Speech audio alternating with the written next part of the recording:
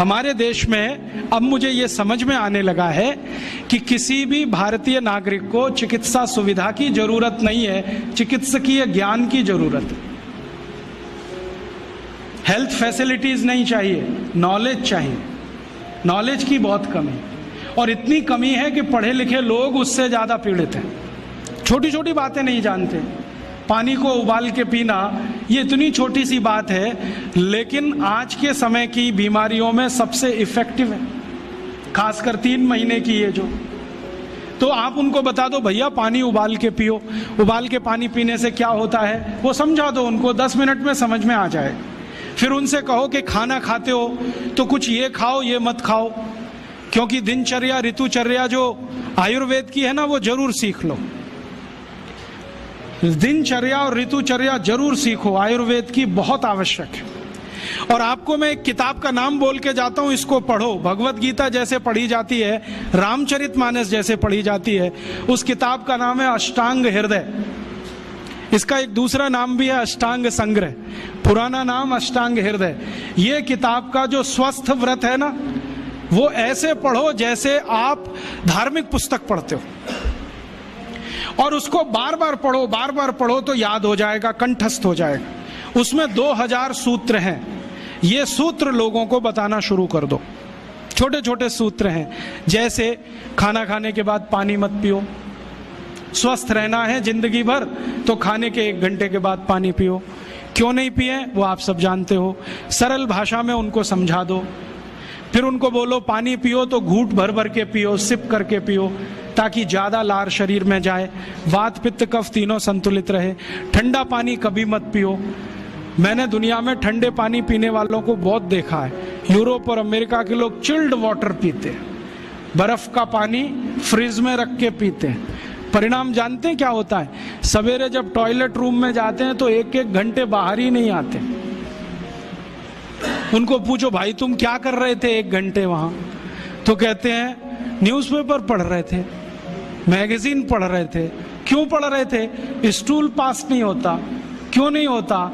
Constipation है, जोर लगाना पड़ता है फिर भी नहीं होता। गाना भी गाते हैं मेरे सपनों की रानी कभी आएगी, फिर भी नहीं आती। और अंतिम दुष्परिणाम पता है क्या होता है?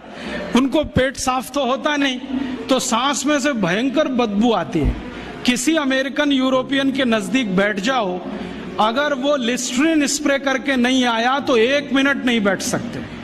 हर समय उनको माउथ फ्रेशनर स्प्रे करना पड़ता है, क्योंकि अंतड़ियां साफ नहीं है, कब्जियत है, मल भरा हुआ है, उसमें कचरा जमा है। फिर उनके पसीने में से भी बदबू आती है। क्यों? कब्जियत बहुत है।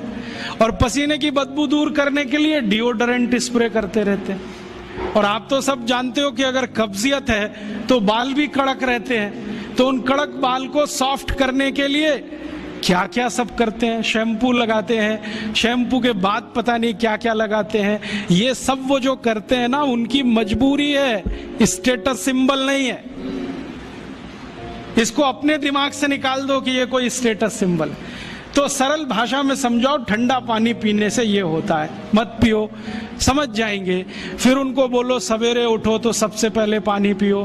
फिर उनसे बोलो खाना खाओ तो बैठ के खाओ, कभी भी खाना खाओ तो पूर्व दिशा में मुंह करके खाओ, सो तो पूर्व दिशा में। ये अष्टांग हृदय में इतने अद्भुत छोटे छोटी बातें हैं तो संस्कृत में है, लेकिन अब तो उसका हिंदी भी आने लगा है। तो हिंदी ले लो, हिंदी वर्जन ले लो, इसको पढ़ो, बार बार पढ़ो, और ये जाके गांव में सबको बताओ। फिर उनको कहो देखो ये तो है स्वस्थ रहने के लिए, अब तुम बीमार पड़ो तो बताओ तुम्हारी बीमारी क्या है। ये बीमारी है तो ये दवा है, ये बीमारी है तो ये दवा है। और मेरा आपसे एक निवेदन जरूर है कि अगर आप होम्योपैथी से भी इलाज करो तो उसकी मूल दवा जरूर बता दो। उनको ये ग्रीक और रोमन नाम में मत फंसाओ। आप कहोगे जी मैं तो ऑसिमम दे रहा हूं, ये उनको कहो ये तो तुलसी का रस है भैया, तुम्हारे घर में फूलों से बनी हुई है, आसानी से मिलती है, जयपुर में मिलती है, दिल्ली में मिलती है। भंडारी वालों को अक्सर ऑर्डर दे के रखो, हमको इतनी भेजो। उनको जो पता चल गया कि आप प्रचार के लिए कर रहे हो तो मुफ्त में भी दे देंगे आपको। तो इस तरह से आप गांव गांव जाओ, छोटे छोटे शिविर लगाओ, गांव वालों को इकट्ठा करो।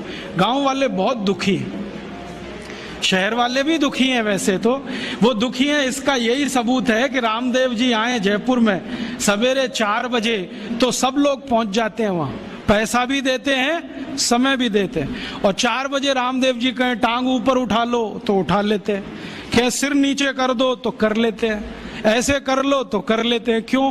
परेशान है, दुखी है, शरीर उनका साथ नहीं दे रहा है। और इतने दुखी हैं कि रामदेव जी तो क्या, कोई टिम्बकटू आ जाए उसी के सामने वो आ जाएंगे।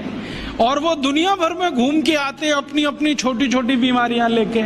तो इन जो दुखी लोगों का थोड़ा थोड़ा आप मदद कर दो इलाज के रूप में, ये सब आपके भगत हो जाएंगे।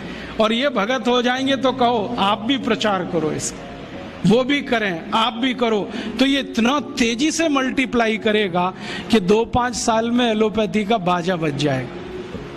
और बजा देना है अपने को। हाँ, ये संकल्प लेके चलो कि इनका बाजा हमको बजाना है। मैं बहुत जल्दी एक टीवी चैनल शुरू करने जा रहा हूं एलोपैथी का बाजा बजाने के लिए। इनकी सब पोल खोलनी है मुझे। हाँ, इनकी इतनी पोल है मेरे पास, कम से कम 1,500 से ज्यादा डॉक्यूमेंट्स हैं जो एलोपैथी के गंदेपन को सिद्ध करने वाले, इनकी निकृष्टता को सिद्ध करने वाले, ये कितने अनसाइंटिफिक हैं वो बताने वाले हैं, कितने डॉगमेटिक हैं वो बताने वाले हैं। मेरे पास ऐसे बहुत इंटरव्यूज हैं बड़े बड़े डॉक्टरों के, वो कहते हैं कि हम कोई डायग्नोसिस नहीं करते, तीर मारते, लग गया तो ठीक, नहीं तो तुक्का। और वो कहते हैं हम तो एक ही सिद्धांत पे काम करते हैं, ट्रायल एंड एरर, देते जाओ गलतियां करते जाओ, देते जाओ गलती, भले मर जाए पेशेंट उसमें। हमारे पास तो कम से कम ये नहीं है ट्रायल एंड एरर वाला। हम तो जानते हैं कि तुलसी है तो उसके ये गुण हैं तो ये रिजल्ट आना ही चाहिए, मेथी है तो उसके ये गुण हैं तो ये रिजल्ट आना ही चाहिए। हमको सब मालूम है, फिक्स है, यहाँ वेरिएशन नहीं है। मेथी के जो रिजल्ट चरक ऋषि को मिले वो आज भी मिलते हैं। इसमें इतना सातत्य है, वेरिएशन कहीं भी नहीं है। तो जो विज्ञान में सातत्य होता है, सत्य ज्ञान वही होता है। तो हमारे पास जो सत्य ज्ञान है इसको लेकर आगे बढ़ें।